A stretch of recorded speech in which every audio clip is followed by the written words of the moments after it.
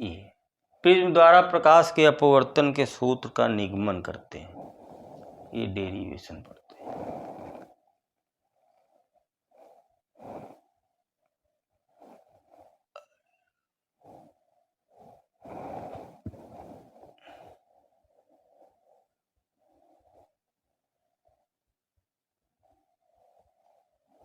ये प्रिज्म द्वारा प्रकाश के अपवर्तन के सूत्र का निगमन, मोस्ट इंपॉर्टेंट डेरिवेशन है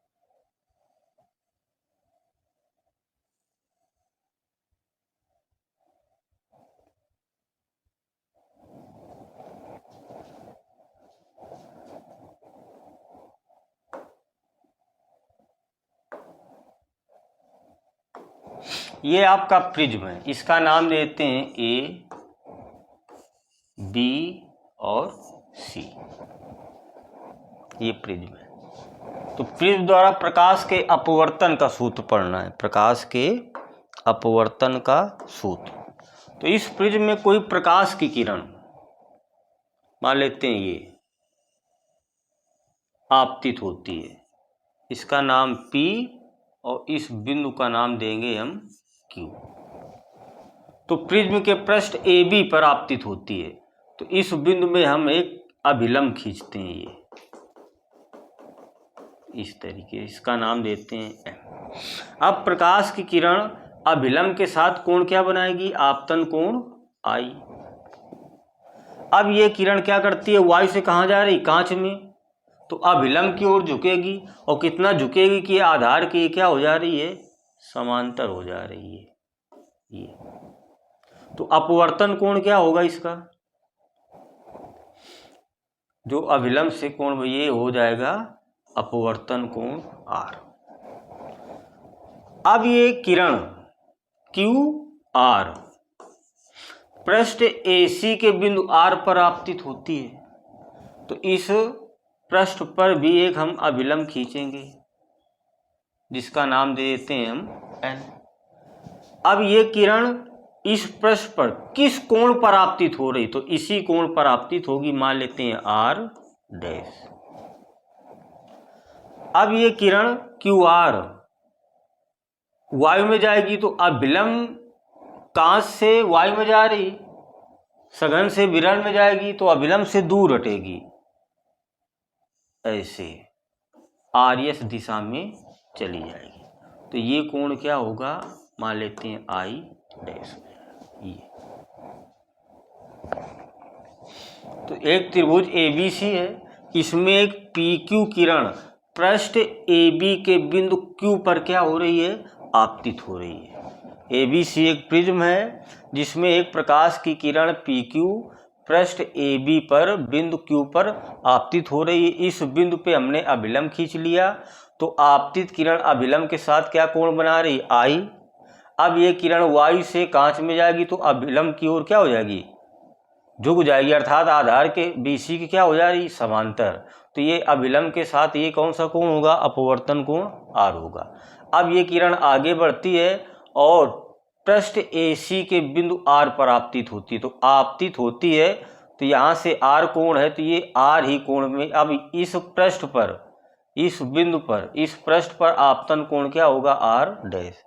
अब ये किरण कांच से वायु में जाएगी, तो अभिलंब से दूर हटते हुए बाहर निकल जाती है, तब ये अभिलंब के साथ क्या कोण बनाएगी, ये अपवर्तन कोण होगा, क्या I डैश होगा। अब क्या करते हैं, अगर PQ आपतित किरण है और RS अपवर्तित किरण है, इसको हम आगे बढ़ाते हैं, मतलब पीछे, ये डॉट डॉट से, ये आपतित किरण को आगे बढ़ाते हैं और अपवर्तित किरण RS को हम क्या करते हैं, पीछे बढ़ाते हैं। तो ये किरणें यहाँ पर मिलती हैं, ये बिंदु मान लेते हैं D, और यहाँ पर एक कोण बनता है डेल्टा, ये इस डेल्टा को कहते हैं विचलन कोण। क्या कहते हैं, विचलन कोण। ये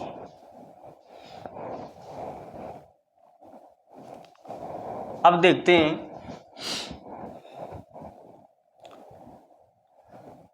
ये कोण I है, तो इसका ये सम्मुख कोण,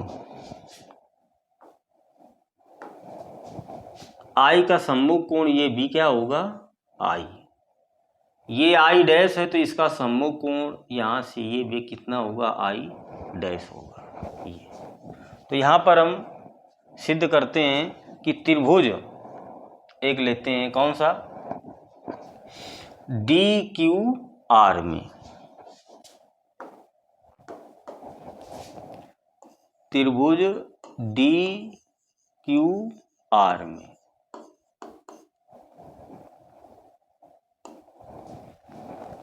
डी क्यू आर में ये जो डेल्टा विचलन कोण है ये बहिष्कोण है। क्या है, बहिष्कोण। और बहिष्कोण जो होता है अंतःकोण के योग के बराबर होता है। तो त्रिभुज डी क्यू आर में जो बहिष्कोण है ये डी क्यू आर में जो बहिष्कोण है ये डेल्टा, अंतःकोण क्या होगा, ये और ये, इसके योग के क्या होगा, बराबर होगा। तो बहिष्कोण बराबर कोण डी क्यू आर प्लस कोण क्यू आर डी में डेल्टा बहिष्कोण है। क्या लिखेंगे, बहिष्कोण है। तो ये जो डेल्टा होगा किसके बराबर होगा, कोण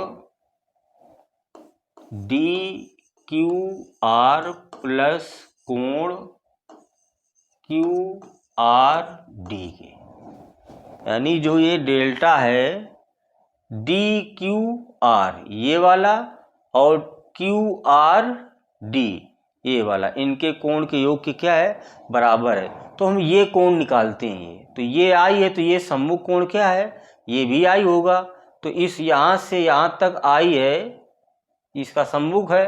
तो आई में अगर हम ये आर घटा देंगे तो ये कोण आ जाएगा क्या, I minus R, I minus R, ये डेल्टा प्लस। अब हम कोण क्या निकालेंगे, क्यू आर डी, ये कोण ये। तो ये आई है तो ये इसका सम्मुख कोण क्या है, आई डैश होगा। तो आई डैश में आर डैश घटा देंगे हम। तो हम आई डैश में आर डैश घटा देंगे तो आर कोण हो जाएगा। अब अल्पतम विचलन की स्थिति में, अल्पतम विचलन की स्थिति में, विचलन की स्थिति में, विचलन की स्थिति में क्या होगा, डेल्टा की जगह क्या हो जाएगा, डेल्टा एम और आई बराबर आई डैश हो जाएगा और आर बराबर क्या हो जाएगा, आर डैश। ये सब क्या हो जाएंगे, बराबर हो जाएंगे। तो देखते हैं, तो डेल्टा की जगह हम लिख सकते हैं डेल्टा एम बराबर I minus R plus I dash की जगह हम क्या लिख लेंगे, आई माइनस आर डैश की जगह क्या लिख लेंगे, आर। ये लगभग क्या होंगे, बराबर होंगे। यानी आई डैश के बराबर होगा और आर डैश के बराबर होगा अल्पतम विचलन की स्थिति में। तो आई प्लस आई ये क्या हो जाएगा, 2i और माइनस आर क्या हो जाएगा, 2r, ये हो जाएगा। तो इसको हम समीकरण क्या मान लेते हैं, 1। अब एक त्रिभुज लेते हैं, इसे हम बिंदु मान लेते हैं E। तो त्रिभुज क्यू ई आर में, ये त्रिभुज क्यू ई आर में क्या होगा, तीनों कोणों का योग बराबर क्या होता है, 180 अंश। तो ये आर डैश और कोण ई क्या हो जाएगा, आर प्लस आर डैश और प्लस कोण ई बराबर 180 अंश, 2 मान लेते हैं। अब एक त्रिभुज, एक चतुर्भुज दिखाई दे रहा है, ए क्यू ई आर। तो लिखेंगे चतुर्भुज ए क्यू ई आर में, चतुर्भुज कौन सा है, ए क्यू ई आर में, और चतुर्भुज के सम्मुख कोणों का योग कितना होता है 180 अंश। तो कोण ए और कोण ई इनका योग कोण ए प्लस कोण ई कितना होगा 180 अंश। समीकरण 3। अब 2 और 3 से समीकरण 2 व 3 से देखो, राइट हैंड साइड बराबर है, लेफ्ट हैंड साइड हम बराबर कर लेते हैं। तो इधर क्या लिखा है r plus R dash plus कोण ई बराबर, इधर क्या है कोण ए प्लस कोण ई, ये क्या हो जाएंगे कैंसिल। अब r डैश की जगह हम क्या लिख सकते हैं r, तो ये आ जाएगा r प्लस आर बराबर कोण ए, तो यानी 2r बराबर आ जाएगा कोण ए। तो समीकरण 1 में क्या लिख सकते हैं डेल्टा m बराबर 2i माइनस 2r, तो 2r की जगह क्या लिख सकते हैं हम a लिख सकते हैं ये, तो इससे a इधर आएगा, तो delta m plus a by 2 बराबर i, तो यहाँ से हमने i का मान निकाल लिया ये, और r का मान अगर हम यहाँ से निकालेंगे तो r का मान क्या आएगा कोण a बटे 2 आएगा। तो i और r के मान हमको निकल आए, तो हम स्नेल का नियम लगाते हैं। अब स्नेल के नियम से क्या होता है n बराबर sine i upon sine r। अब ये मान रख देते हैं, साइन i का मान कितना आया है डेल्टा m प्लस a बटे 2 साइन r का मान कितना है ये a बटे 2, तो a बटे 2, तो ये आ गया आपके प्रिज्म के अपवर्तनांक का व्यंजक आ गया।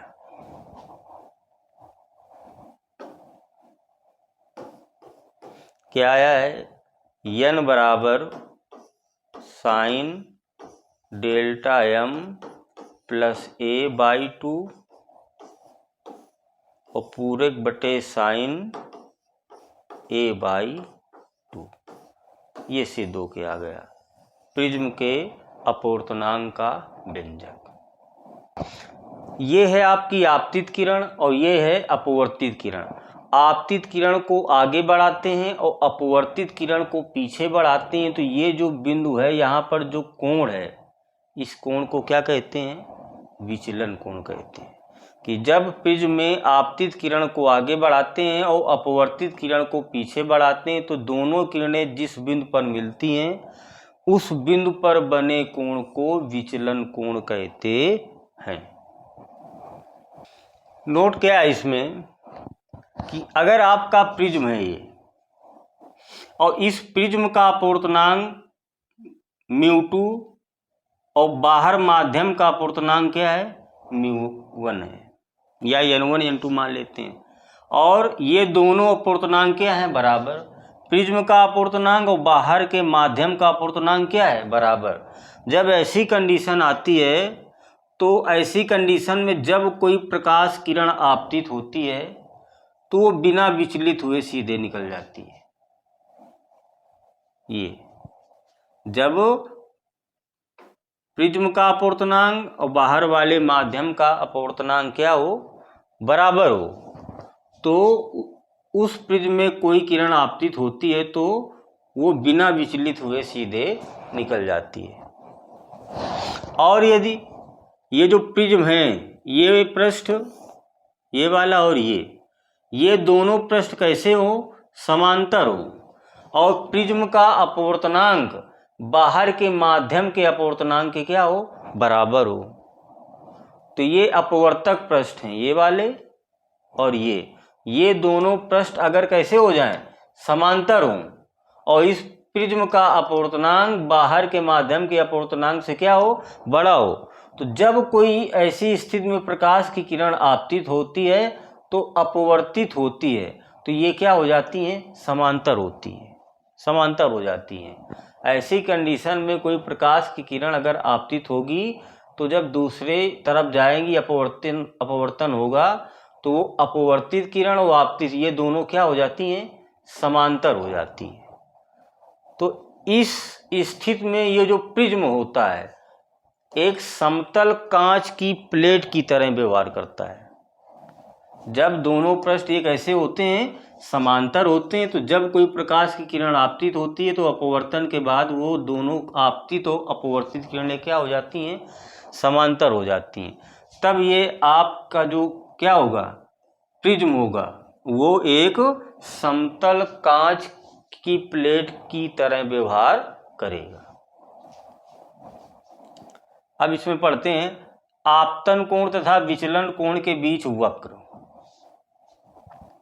ये तो विचलन कोण अभी हमने पीछे बताया कि आपतित किरण को आगे बढ़ाया जाता है, अपवर्तित किरण को पीछे, जहां पर दोनों किरणें मिलती हैं उन बिंदु को क्या कहते हैं, विचलन कोण। और विचलन कोण और आपतन कोण पर ये वक्र है। ये वक्र क्या कहता है, देखते हैं।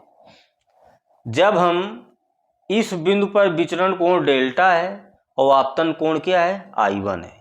हम क्या करते हैं, आपतन कोण का मान बढ़ाते हैं I को, तो क्या हो जाता है, I1 बराबर यहाँ I2।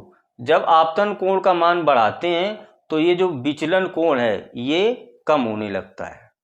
जैसे जैसे आपतन कोण का मान हम बढ़ाते जाते हैं तो विचलन कोण का मान क्या होता जा रहा है, कम होता जा रहा है।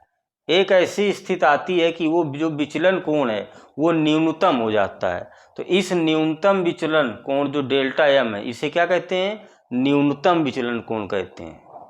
इसके बाद फिर भी अगर हम आपतन कोण I का मान और बढ़ाते हैं तो अब ये जो विचलन कोण होता है डेल्टा एम अब क्या होने लगता है, बढ़ने लगता है। आगे क्या होने लगता है, बढ़ने लगता है। तो ये वक्र ये दर्शाता है कि जो विचलन कोण और आपतन कोण का ये वक्र है कि आपतन कोण का मान बढ़ाते हैं तो पहले विचलन कोण का मान क्या हो रहा है, कम हो रहा है, फिर एक स्थिति में बिल्कुल न्यूनतम हो गया है, अल्पतम विचलन हो गया है, फिर हम आपतन कोण का मान बढ़ाते जा रहे हैं तो अब धीरे धीरे ये बढ़ने लगा है। ये फिर डेल्टा क्या होने लगा है, विचलन कोण फिर बढ़ने लगता है।